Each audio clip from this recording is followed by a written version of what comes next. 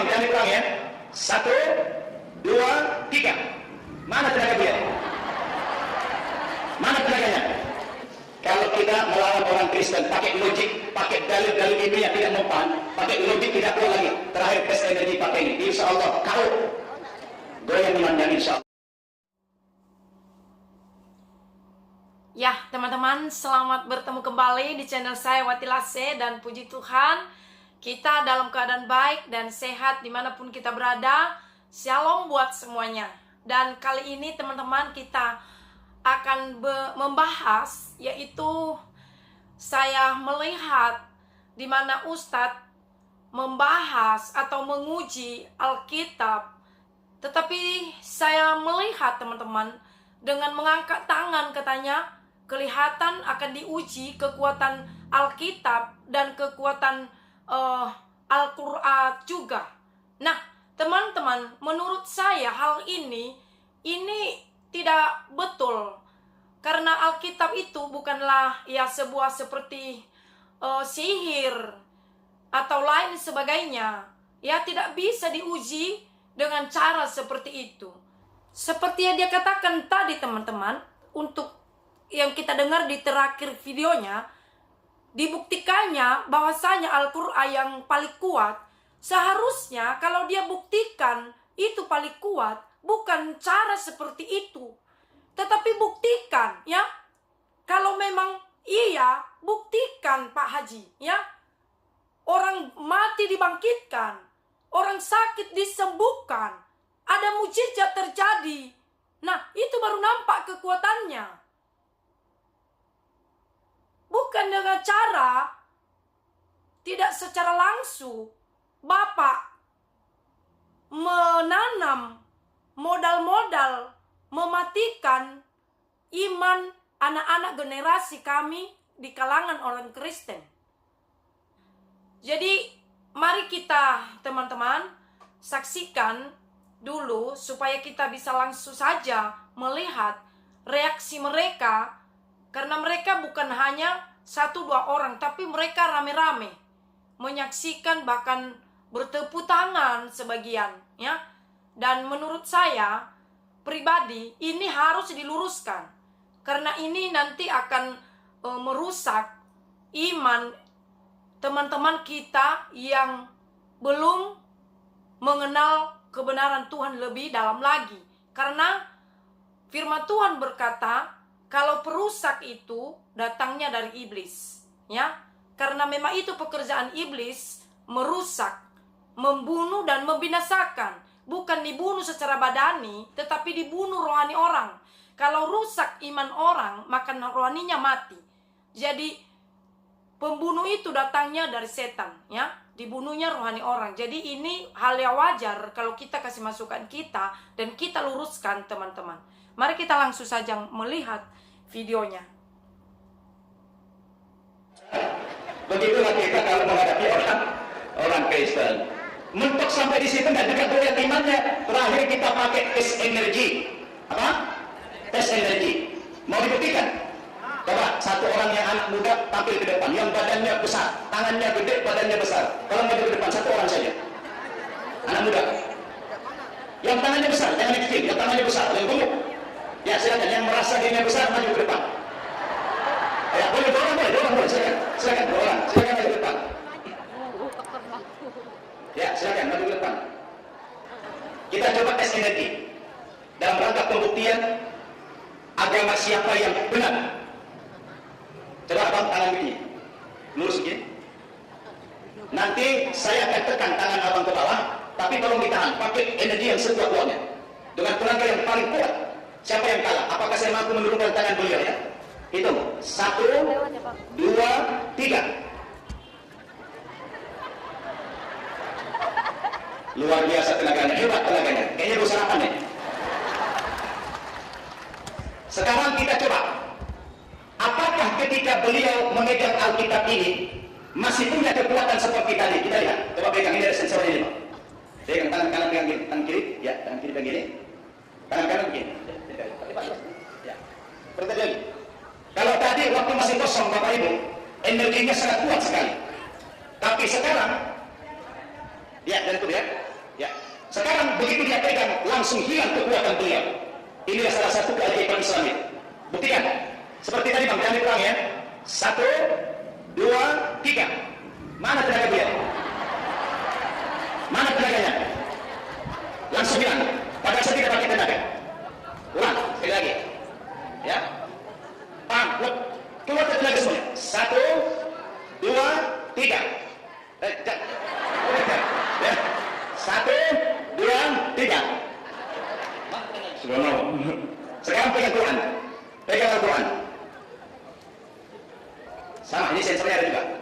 Seperti tadi, jangan ada yang berubah. Abang awal lagi seperti tadi. Ya. 1, 2, 3. Subhanallah. Apa yang? Ya. Subhanallah. Kenapa? Karena ini kebenaran.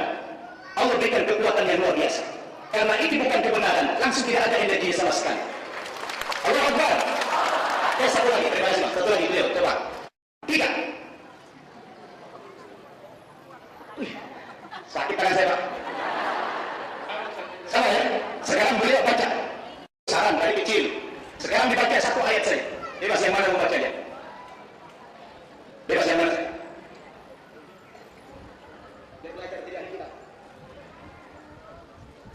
Kata musuh, aku akan mengajar, akan mencapai mereka, akan membagi-bagi darah. Cukup. Dibaca pun langsung hilang energi. Tes lagi, seperti itu. Jangan ada di luar lagi. Keluarkan tenaganya. 1, 2, 3. Lagi, Ustaz. Lagi, oke. Tahan ya. Ya. 1, 2, 3. Iya. Hilang langsung. Coba baca Al-Fatihah. Auzubillahi minasyaitonir rajim. Bismillahirrahmanirrahim. Alhamdulillahirabbil alamin arrahmanir rahim. Cukup. Tadi, tahan lagi. 1, 2, 3. Subhanallah. Apa bahasa? Kuat. Subhanallah. Saya ulang ya. Ini kalau kita melawan orang Kristen pakai logik, pakai dalil-dalil ini yang tidak mempan, pakai logik tidak kuat lagi. Terakhir tes energi pakai ini. Insya Allah kau goyang imannya insya Allah ya. Insya Allah Bapak Ibu, ini aja ceramah dari saya, bukan ceramah, cerita-cerita dongeng. Mudah-mudahan ini dapat menyemangati kita, karena dari tadi Ustazah sudah banyak ilmu diberikan, Ustaz Insan sudah banyak ilmu. Kita hanya sekarang memperagakan bukti keunggulan agama Islam dari energinya maupun dari aspek yang lain. Billahi taufiq wal hidayah. Wassalamualaikum warahmatullahi. Nah, itu dia teman-teman. Dia mau membuktikan mana yang benar, mana yang tidak benar, mana yang kuat dengan caranya sendiri. Ya, seperti main sulap dibuatnya dan tidak masuk akal sama sekali. Ya, ini datangnya dari setan. Ini pekerjaan si iblis. Ya, yang mau merusak pekerjaan Tuhan dan yang mau merusak iman orang percaya. Supaya jangan percaya lagi kepada apa kata Alkitab. Supaya jangan percaya lagi bahwasanya ada kekuatan perkataan Tuhan dalam Alkitab. Tetapi yang paling aku sayangkan teman-teman, ya mereka banyak dan mereka bertepuk tangan. Mereka buat seperti lelucuhan ya, seperti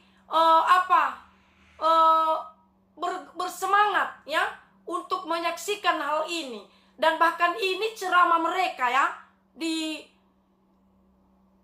sebuah acara mereka ya. Jadi teman-teman, kita tahu ini datangnya dari si iblis. Karena kenapa? Alkitab itu tidak ada apa-apanya kalau tidak dihidupkan. Karena Alkitab itu adalah mengajar kita, ya, menuntun kita. Atau kita baca aja satu Alkitab, ayat Alkitab teman-teman.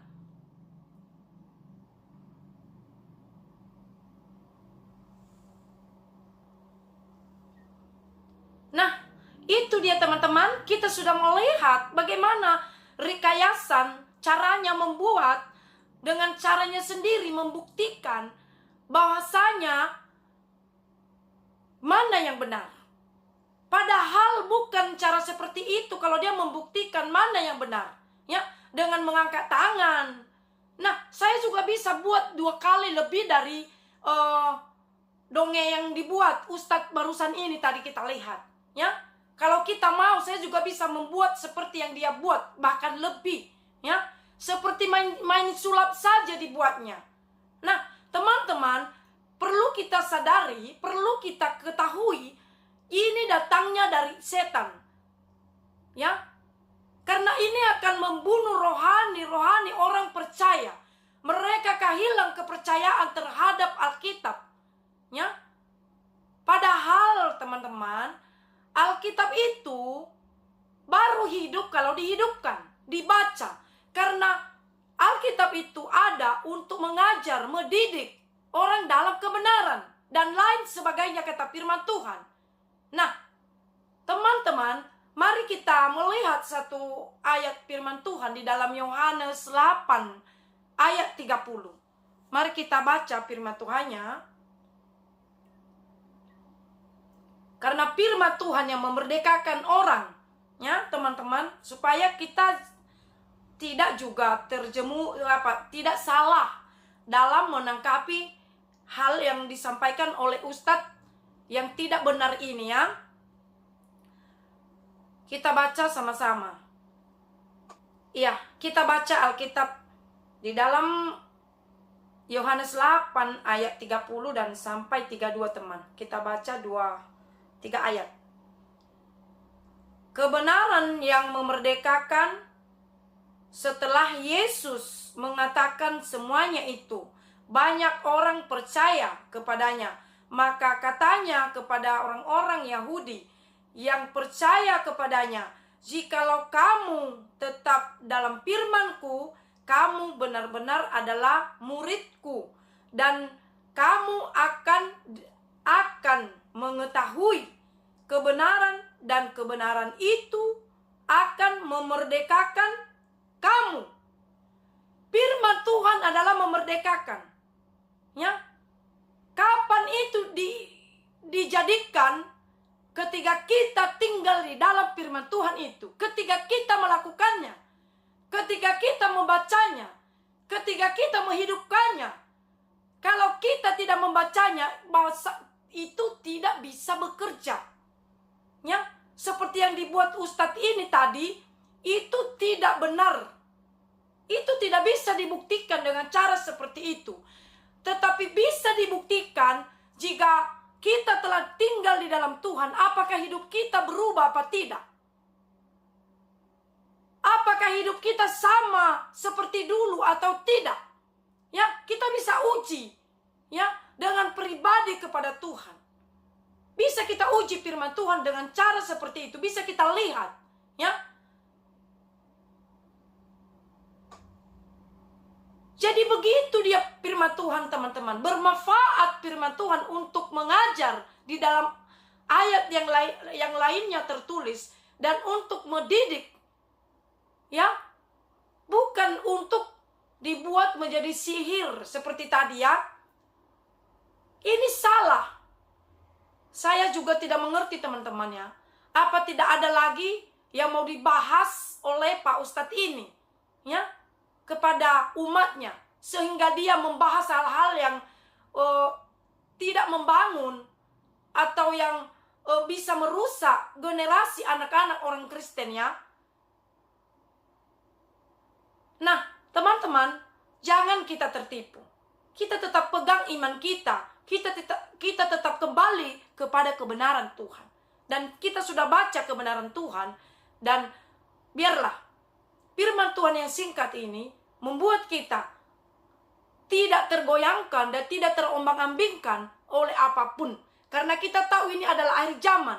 Bahkan setan berusaha merusak iman kita, merusak hidup kita, agar kita gagal sampai kepada Bapa di sorga. Dan jangan mau tinggal, teman-temanku, tetapi maju terus bersama Tuhan Yesus. Kita pasti bisa. Karena Yesus berjanji, Ia tidak meninggalkan kita seperti anak yatim piatu, tetapi Dia meninggalkan rohnya untuk menolong dan menuntun kita. Kuncinya, kita harus minta kepada Tuhan, dan kita harus hidupkan firman Tuhan ini, dan kita harus merenungkan firman Tuhan ini siang dan malam. Karena itu kata firman Tuhan. Tuhan Yesus memberkati teman-teman. Semoga bermanfaat dan memberkati video kita kali ini. Shalom.